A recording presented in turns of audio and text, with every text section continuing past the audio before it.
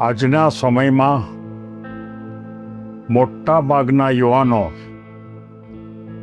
પોતાનું એકાદ સ્વપ્ન સાકાર ન થાય તો એ હિંમત હારી અને બીજા સ્વપ્ન કરવા માટે અથવા તો બીજા પ્રયાસ કરવા માટે કોઈ પ્રયત્ન કરતા નથી. એ માત્ર એક જ વાત વિચાર કરતા હોય છે કે મારું આ સપનું સાકાર ન થયું, આ સપનું સાકાર ન થયું, આ સપનું સાકાર ન થયું.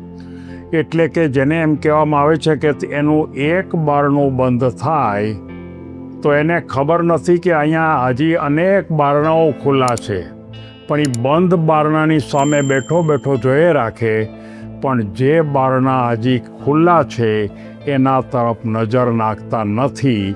આવા યુવાનોને માર્ગદર્શન આપવા માટે મારે એક વાર્તા બતાવી છે. આજની વાર્તા, એક દ્વાર બંધ થાય તો બીજો દ્વાર અચૂક ખુલ્લું થાય છે.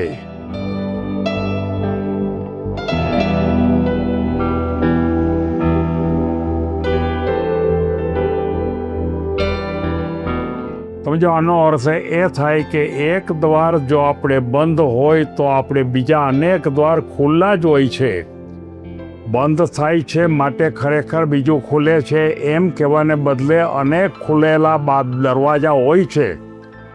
અને જય નામનો એક યુવાન અભ્યાસ પૂરો કર્યો, હોશિયાર હતો, ડિગ્રી પણ હતી, અને એને એક ચોક્કસ મોટી કંપનીની અંદર ઇન્ટરવ્યૂ 2 મહિના પછી આપવાનું હતું. એણે 2 મહિના સુધી પૂર્ણ તૈયારી કરી, ખૂબ મહેનત કરી. ઇન્ટરવ્યૂ આપવા માટે જાય છે અને એને ખાતરી જ હતી કે ઇન્ટરવ્યૂમાં એ ચોક્કસપણે પાસ થઈ જશે, પણ ગમે તે કારણસર ઇન્ટરવ્યૂમાં એને પસંદ કરવામાં આવતા નથી.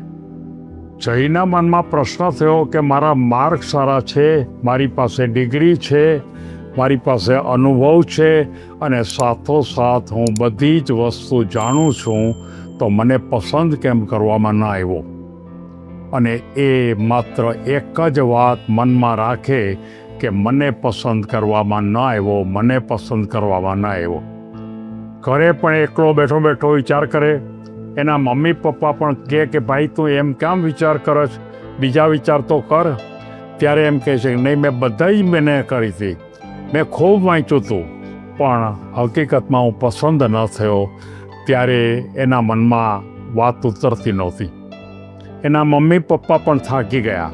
પણ એક વખતે ગામમાં કોઈ એક સારા સ્પીકર આવે છે, અને એ સ્પીકરને સાંભળવા માટે એના મમ્મી પપ્પાની સાથે આ જય પણ જાય છે.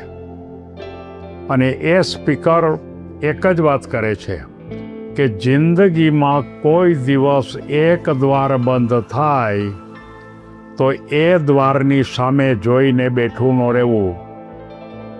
આજુબાજુમાં નજર નાખો, તમારા કેટલાય દ્વાર ખુલ્લા હશે, અને કોઈ પણ એક દ્વાર બંધ થાય તો કદાચ બાજુમાં બીજા દ્વાર ન ખુલ્લા હોય તો ખુલ્લા થઈ જશે. દાખલા તરીકે કોઈ એક યુવાનને કોઈ એક જગ્યાએ નોકરી મળી નહીં, તો આ દુનિયામાં તો અનેક કંપની છે, અનેક કોઈ વ્યવસાય છે, કોઈ પણ જગ્યાએ નોકરી મળશે. ફરી પ્રયત્ન કરે, બીજા પ્રયત્ન કરે. કદાચ એવું પણ બને કે કોઈ એક વ્યક્તિ કોઈ વ્યવસાયમાં નિષ્ફળ ગયો તો બીજો વ્યવસાય શરૂ કરે, સ્ટાર્ટઅપ કરે. પોતાના કોઈ મિત્ર છે કોઈ વ્યવસાયમાં હોય તો એની હારે જોડાઈ જાય. પણ આખરે બીજા દરવાજા તરફ નજર નાખવી જ જોઈએ. આજના સમયની અંદર હજારો યુવાનો માત્ર એક મોટી ભૂલ કરે છે કે એક ઉત્તમ પ્રકારનો પ્રયાસ નિષ્ફળતા, ફરી બીજા પ્રયાસમાં હિંમત ચાલતી નથી. પણ એને ખબર નથી કે એક પ્રયત્ન એટલે એક દરવાજો બંધ થયો. આ દુનિયામાં કોઈ એક જ દરવાજો નથી, હજારો દરવાજો ખુલ્લા છે. તમારે અનેક જગ્યાએ નોકરી મળે એમ છે, અનેક જગ્યાએ તમે નવો વ્યવસાય શરૂ કરી શકો એમ છો, અનેક જગ્યાએ તમારા મિત્રો વ્યવસાય કરે છે, તમે એને ક્યાંક રસ્તો ગોતવાનો પ્રયત્ન કરો અને ફરીવાર કદાચ એ નહીં જગ્યાએ તમે જો વધારે પ્રયત્ન કરો તો ત્યાં ને ત્યાં પણ ફરીવાર નોકરી મળે એવી પૂરી શક્યતા છે. એક વખતની નિષ્ફળતા, એક વખત દરવાજો બંધ થયો તો તમે માનો કે જિંદગીમાં કોઈ દરવાજો ખુલ્લો નથી એમ માનવાને બદલે અનેક દરવાજા ખુલ્લા છે એમ માની અને ફરી તમે જુદી જુદી પરીક્ષાની તૈયારી કરો, ઇન્ટરવ્યૂ આપો અને જો આગળ વધશો તો થઈ શકે. આ વાત મોટિવેટર કહેતા હતા. જયના મનમાં પણ આ વાત ઉતરી ગઈ અને એણે તરત જ પોતે એક ઉત્તમ પ્રકારે વ્યવસાય શરૂ કરવાનું નક્કી કર્યું.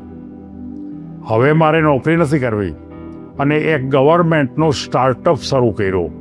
અને આપણને ખબર છે કે અત્યારે ગવર્મેન્ટ સ્ટાર્ટઅપ શરૂ કરવા માટે ગ્રાન્ટ આપે છે અને એમાંય જો કોઈ ડિગ્રીવાળા માણસો હોય અને એને પોતાને થોડો અનુભવ હોય તો આવા ટેકનોલોજીના નિષ્ણાંત કે અન્ય કોઈ ક્ષેત્રના નિષ્ણાંતને આ સ્ટાર્ટઅપ કરવા માટે સરકાર ગ્રાન્ટ આપે છે, લોન નહીં. અને એ અનેક દરવાજા ખુલ્લા છે. અને મારે ફરીવાર બતાવવું છે, દરેક યુવાનોને કહેવું છે કે નિષ્ફળતા એ અંત નથી, એ નવી તકનો આરંભ છે. બીજી તક તમને મળવાની જ છે. બંધ દ્વાર પર અટકી ન જવું. પડખે અનેક દરવાજા ખુલ્લા હશે. તમે ટકોરા મારો, બીજા દરવાજા ઉપર ધક્કા મારો, એટલે કે તમે એના માટે પ્રયત્ન કરો. દરવાજો ખુલી જશે અને તમે જોઈતી વસ્તુ પ્રાપ્ત કરી શકશો. જીવનમાં તક તમારી આસપાસ જ હોય છે. આપણે એક તકનો ઉપયોગ કરી લીધો એટલે આપણે માની છીએ કે બીજી કોઈ તક મળે જ નહીં. એવી કોઈ વાત જ નથી. આપણે ઘરમાં આપણી આસપાસમાં જ તક હોય છે. આપણે જીવન જીવવાનો દૃષ્ટિકોણ બદલવો પડે. દરેક મુશ્કેલી સાથે, દરેક તમારું બારણું બંધ થાય ત્યારે એની સાથે એક નવી તક જોડાયેલી જ હોય છે.